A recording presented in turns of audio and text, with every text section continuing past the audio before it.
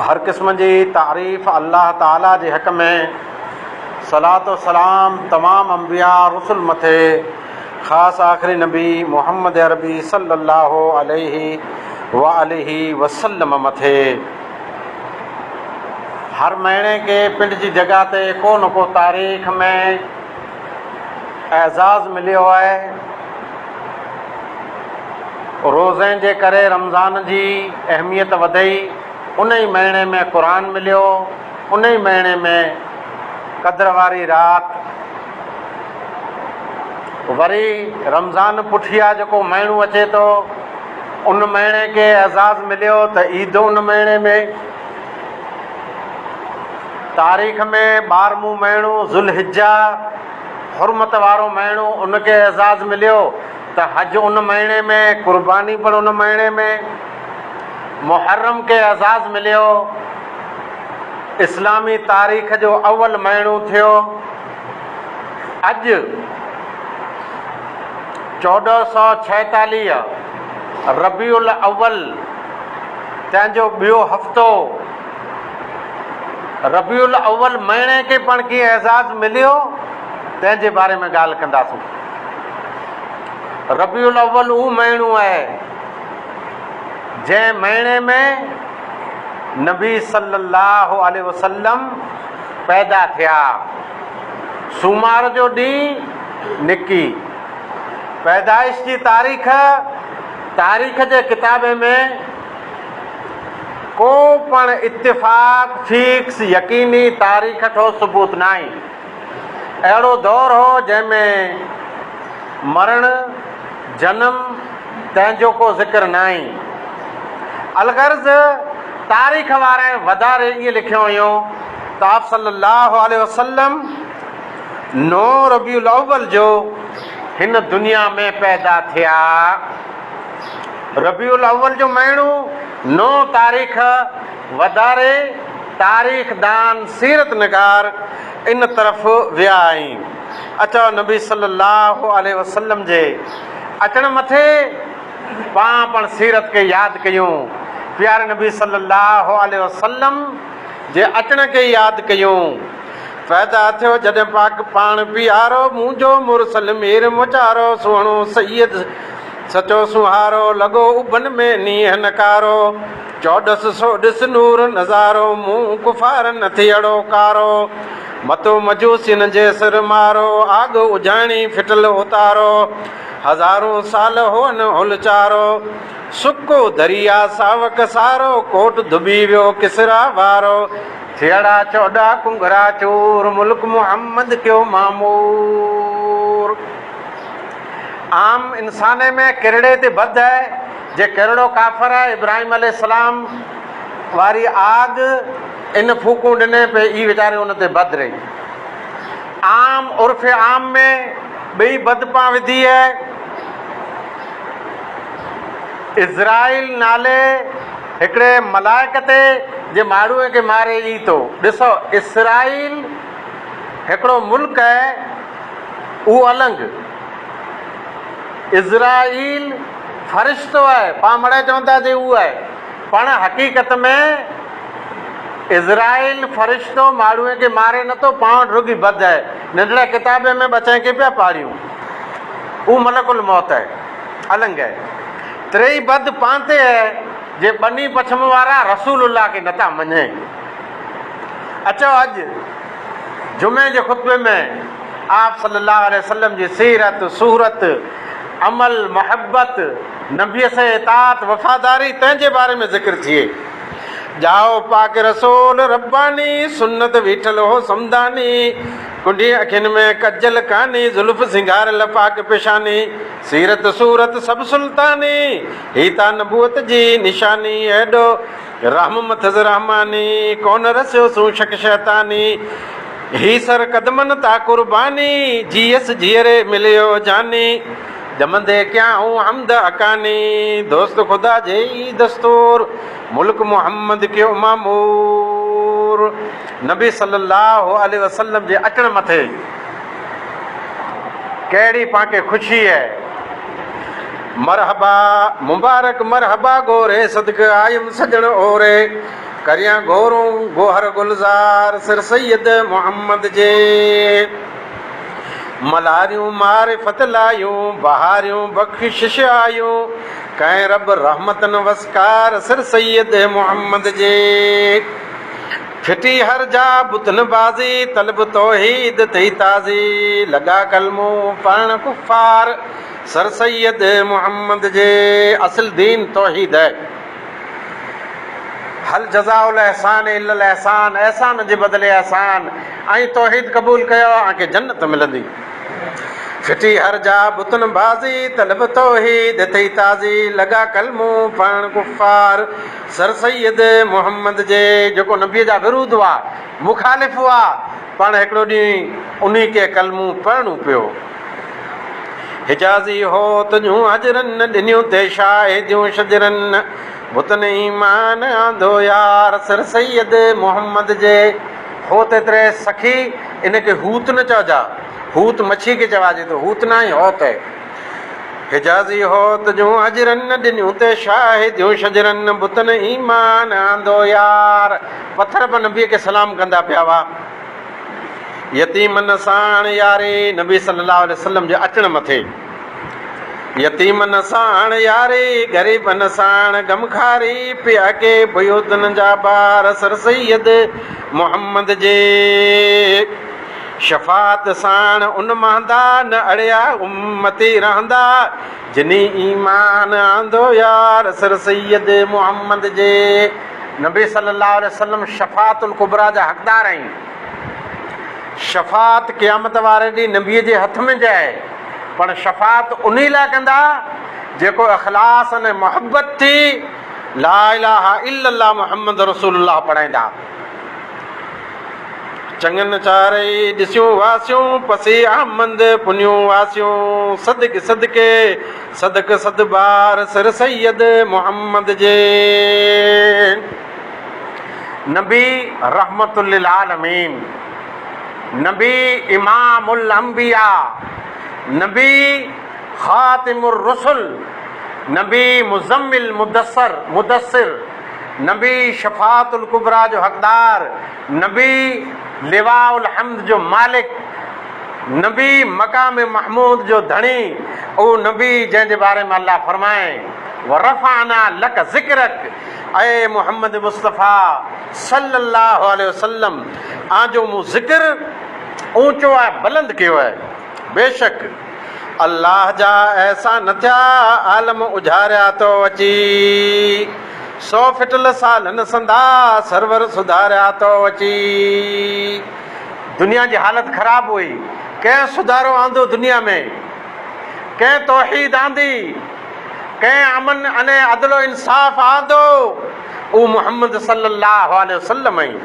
अल्लाह जी धरती अमल से अदल से ईमान से भरे ॾिने अल्लाह जा एहसान थिया आलम उजारिया तो अची आलम एतिरे दुनिया अल्लाह जा एहसान थिया आलम उजारिया तो अची 100 फिटल सालन संदा सरवर सुधारिया तो अची मूं जिया जाहिल जॾा जानब जियारा तो अची तो जियारिस जी जियारा ए भला आए भले नबी तूं भले आवे तो जे अचण से जेको जाहिल क़ौमूं हुयूं उन में इल्म आया ज़ालिम क़ौमूं हुयूं उन में अदलो इंसाफ़ जा जज बनिया ऐं नबी तूं भले हिन धरती मथे आवे तो जो अचण मुबारक है तू रसूलुल्लाह रहबर रहमतुल लिल आलमीन सैयदा सामा तो सिंगार कयो सारी ज़मीन सॼी धरती सिंगार कयो आहे नबी सल्लल्लाहु अलैहि वसल्लम जे अचण मथे थिया इनायत जा उहीरा असर असां रबी यमीन पिया वसन बू हल बिपारा ऐं भला आए भले ऐं नबी तूं भले आवे तो जे अचण से अहिड़ो थिए थो कर बूंदूं वसे पियूं आहे तूं मिठा मुरसल जॾहिं आए मठा मुनकर मुठा सैयदा सां माए तो थिया सभु जहाननि जा सुठा बाहर बर बागन मथे बरकत संदा बादल उठा विया लई सख़्तियूं सिहारा ऐं भला आए भला नबी तूं भले आवे डिगे मथे सख़्तियूं हुयूं, ज़ुल्म हुआ, अन्याय हुआ, अंधेरा हुआ, पर जॾहिं नबी मोहम्मद अरबी सल्लल्लाहु अलैहि वसल्लम हिन दुनिया मथे आयो तॾहिं अदलो इंसाफ़ हक़ मिलियो, तौहीद मिली। नबी सल्लल्लाहु अलैहि वसल्लम जे अचण मथे मौली अहमद मल्ला रहमतुल्लाहि अलैह केतिरे प्यारे अंदाज़ में चवनि था त आलम ता ऊंधाई वेही जाओ जॾहिं मुरसल मकी घुम पाण घुमराई थी आयो, जॾहिं अरबी नबी आलम ता ऊंधाई वेही जाओ जॾहिं मुरसल मकी आलम दुनिया हीअ ज़मीन तंहिं मथां ऊंधाई वेही, कुफर वियो, शिरक वियो, अन्याय वियो, अंधो क़ाइदो कानून वियो, तौहीद आ वई, अल्लाह रब्बुल आलमीन जी इबादत आ वई, अल्लाह हिकिड़े खे सुञण वारा ऐं अल्लाह रब्बुल आलमीन खे साम्हूं सर झुकाइण वारा पैदा थिया। कॾहिं? जॾहिं नबी सल्लल्लाहु अलैहि वसल्लम हिन ज़मीन मथे आया। घुम पाण गुमराही थी, ई गुमराही ई ज़लालत ख़तम थी वई नबी सल्लल्लाहु अलैहि वसल्लम जे अचण ते। कारो लॻो कुफरान खे, ओजर मिलियो ईमान खे, सजदो थियो सुभान खे आयो जॾहिं अरबी नबी। कारो लॻो एतिरो ख़तम थी वियो कुफर, ओझर मिलियो, रोशनी मिली ईमान खे, ईमान वधियो। कॾहिं? नबी सल्लल्लाहु अलैहि वसल्लम आया। हिकिड़ो अर्ज़ु आहे त इस्लाम ओतिरो जुनू दीन आहे जेतिरी इंसानियत जुनी आहे। आदम अलैहिस्सलाम वटां इस्लाम आयो पे, अंबिया अल्लाह जी तौहीद इस्लाम जो पैगाम खणी आया हुआ। नबी सल्लल्लाहु अलैहि वसल्लम आख़िरी नबी आई, अञा इस्लाम उहो जो हो, तौहीद हिकिड़ी जो हुई। केरु ईअं न सम्झे जे इस्लाम जी बुनियाद नबी सल्लल्लाहु अलैहि वसल्लम वटां आहे। तमामु अंबिया मुस्लमान, उन्हनि जूं उम्मतूं मुस्लमान हुयूं। इज़हार थी वियूं अॻु कथियूं, सौ शुक्र सोड़ियूं लथियूं मिलियूं, हीअं न हीण न हथियूं आयो जॾहिं अरबी नबी। वीचारा कमज़ोर हुआ, उन खे ताक़त अची वई आहे। ऐं जेको अॻु कथियूं अॻे कयूं पिए, यहूदीअ नसारे ईसाईअ जे नबी अचींदो, नबी अचींदो, उहो वाट नारे वेठा हुआ जे ई असांजे घराने मां पैदा थींदो।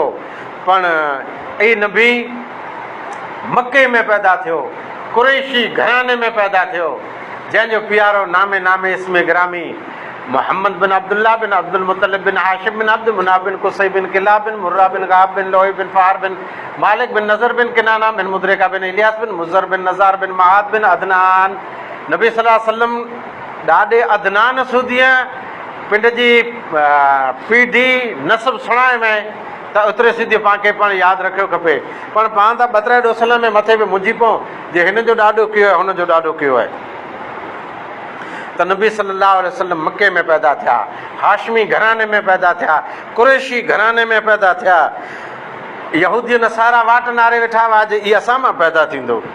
आयो मिठो मुरसल मियां चमकिया हिदायत सां हियां, कुर्बान क़दम न दाथियां आयो जॾहिं अरबी नबी। नबीअ जे अचण सां हीअं में दिलि में हिदायत ऐं नूर मिलियो। अॻ में अकाबिर अंबिया परवर घणा पैदा कयासीं, सभु नमी नाइब थिया आयो जॾहिं अरबी नबी। नबीअ खां पहिरीं जेतिरा नबी हुआ, अंबिया रसुल, उन मिणी जी इमामत बैतुल मुक़द्दस में अल्लाह जे नबीअ कए। उहो नबीअ पुठियां नमाज़ पढ़िया, अॻियां आप सल्लल्लाहु अलैहि वसल्लम मुसल्ले ते उबा, यानी इमामुल अंबिया जी उम्मत पायूं ऐं पंहिंजो नबी इमामुल अंबिया आहे। ऊ घोट आलम कुल जञा, ऊ घोट आलम कुल जञा, कुर्बान कुदरत कुर्बान क़दमनि था वञा, उम्मत कयो उल्को अञा आयो जॾहिं अरबी नबी। ऊ घोट आलिम कुल जञा, हर जंज जेको घोट खड़ी अचे, जैर घोट खे बख्शा बख्शी कई तरबला उहो ख़ुतबो पढ़ंदा। ई कंहिंजो ख़ुतबो आहे? ख़ुतबो कंहिं ॾिसियो?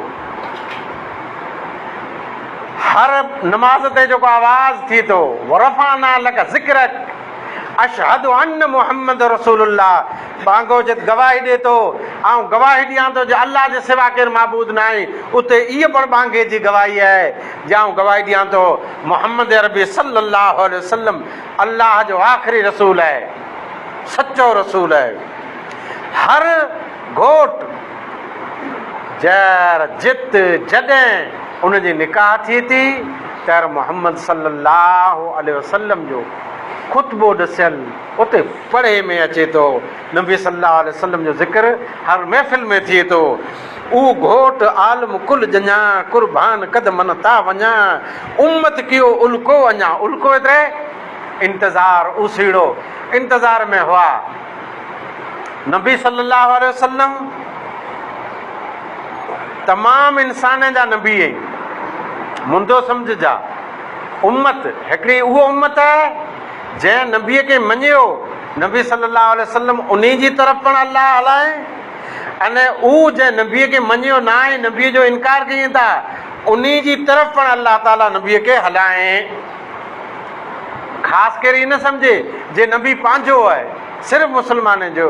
आप सल्लल्लाहु अलैहि वसल्लम रहमतुल लिल आलमीन सारी दुनिया ला करे रहमत बणजी करे आया। खुशबू कथेरियूं खूब तर छटकार अंबर अतर सभई लता खौफो खतर आयो जॾहिं अरबी नबी।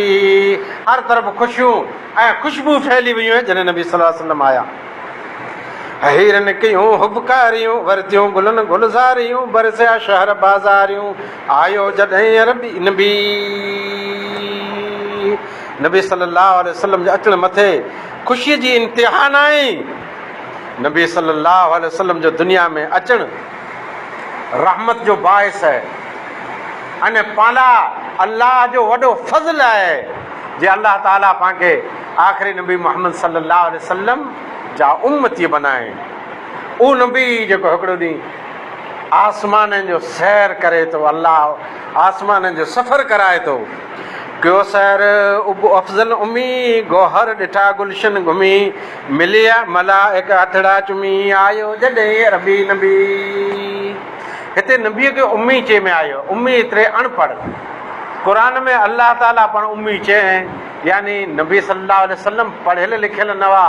को डिग्री न हुई न को 7वीं 8वीं में केॾा निसार में नालो हो न कंहिं मदरसे मां आलिम फाज़िल तंहिंजी डिग्री गिनी आया हुआ।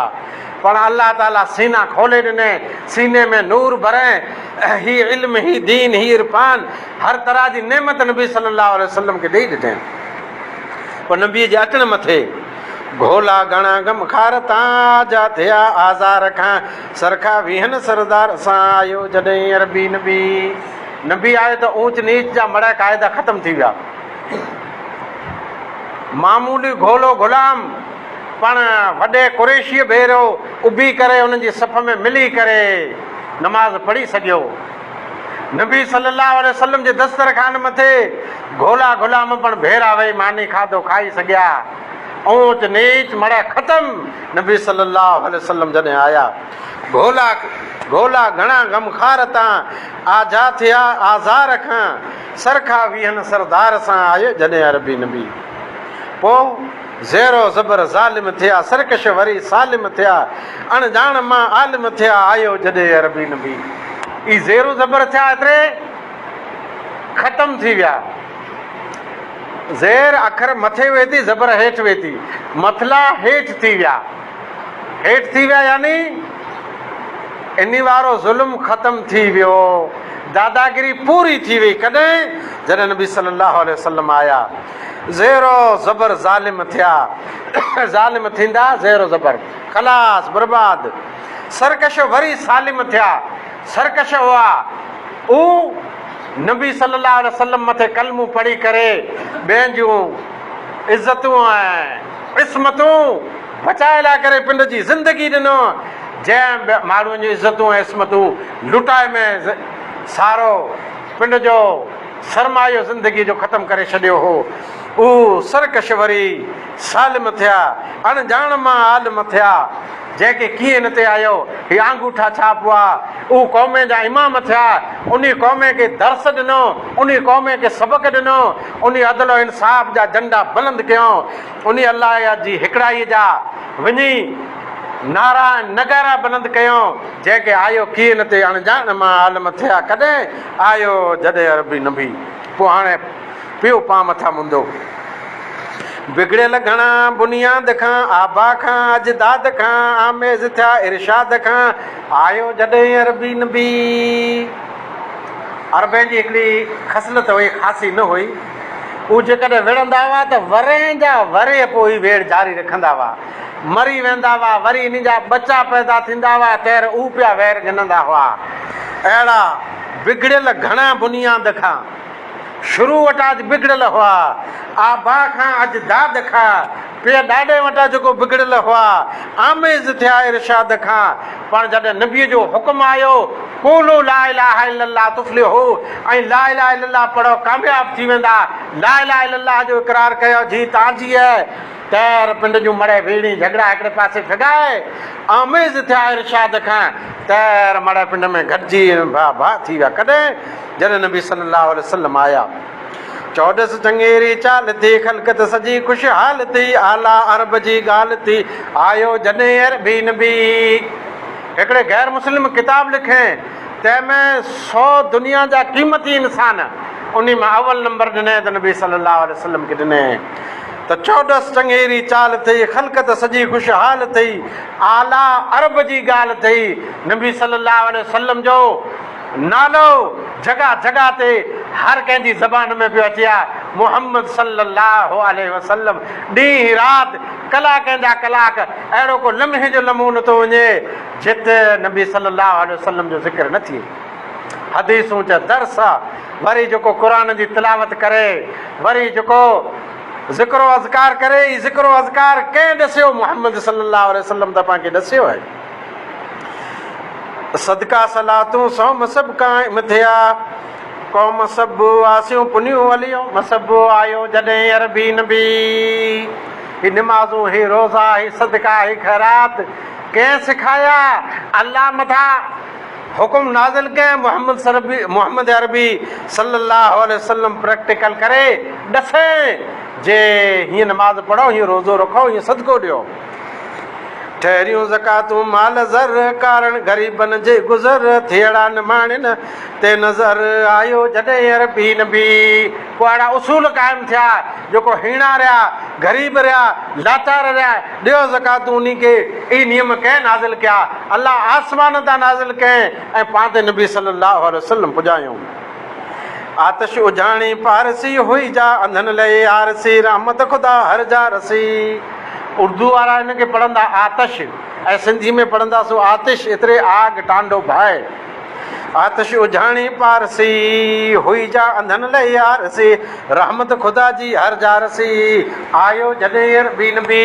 कई आतिश परस्त, आग परस्त, ई पाण नबी सल्लल्लाहु अलैहि वसल्लम जे दामन से दामन मिलाईंदा, कदम से कदम मिलाईंदा, पिंड जो दीन धर्म खोटो अक़ीदो छॾे करे इस्लाम क़बूल कईंदा, नबी मथे कलमूं पढ़ाईंदा, पोइ उन आग मां हथु कढाईंदा। थियो रू ज़मीन ते ज़िक्रे हक़, सालिक सिखिया सत जो सबक़, हिक ॿिए मथां हरदम सदक। ऐं हिकिड़े ॿिए मथां क़ुर्बान थी वञे, हू हुनजे टेके में उबो, हुनजे टेके में उबो। कॾहिं? जॾहिं नबी सल्लल्लाहु अलैहि वसल्लम आया, तॾहिं एतिरी हमदर्दी ऐं ख़ैर खाई थी त हर कंहिं मथां सदक सदक घोरे घोरे ई मुस्लमान के नबी सल्लल्लाहु अलैहि वसल्लम जे अचण से सबक़ मिलियो, अचण से तोहफ़ो मिलियो, अचण से इनाम मिलई। बैतुल मुक़द्दस में भलनि मुरसलनि पुठियां मिलनि मुरसलनि, नियतियूं नमाज़ूं निर्मलनि, आयो जॾहिं अरबी नबी। इसियान में आसी बंदा, हैरान मोटन हर हंदा, गम गर्क थियड़ा तिन संदा, आयो जॾहिं अरबी नबी। नबीअ जे अचण मथे पाण खे ख़ुशी आहे।